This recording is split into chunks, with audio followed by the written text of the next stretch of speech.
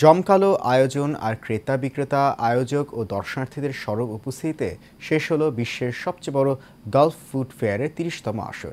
এবার বিশ্বের ১২৯টি দেশের ৫,৫০০-এর বেশি প্রতিষ্ঠান অংশ নিয়েছিল দুবাইয়ের ওয়ার্ল্ড ট্রেড সেন্টারের এই মেলায়।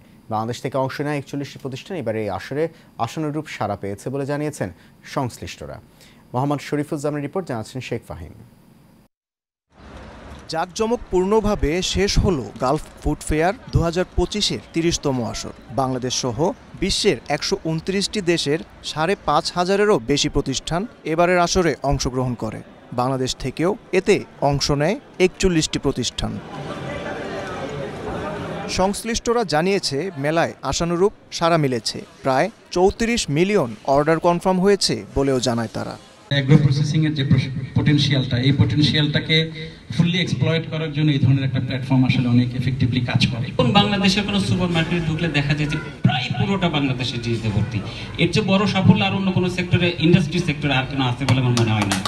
দুবাই বাংলাদেশ কমার্শিয়াল কনসুলেট জানিয়েছে এই মেলার মধ্য দিয়ে ভবিষ্যতে রপ্তানি প্রবাহ আরও ত্বরান্বিত হবে।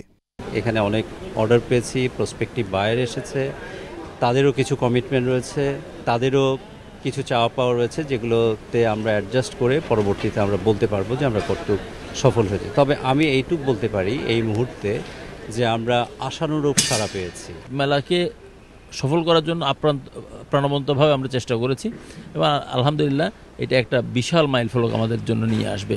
এর আগে বাংলাদেশ অ্যাগ্রো প্রসেসর্স অ্যাসোসিয়েশনের উদ্যোগে অনুষ্ঠিত মতবিনিময় সভায় সংযুক্ত আরব আমিরাতের রাষ্ট্রদূত এইচ.ই. তারেক আহমেদ বিদেশে বাংলাদেশের বাণিজ্য সম্প্রসারণের বিভিন্ন উদ্যোগ তুলে ধরেন।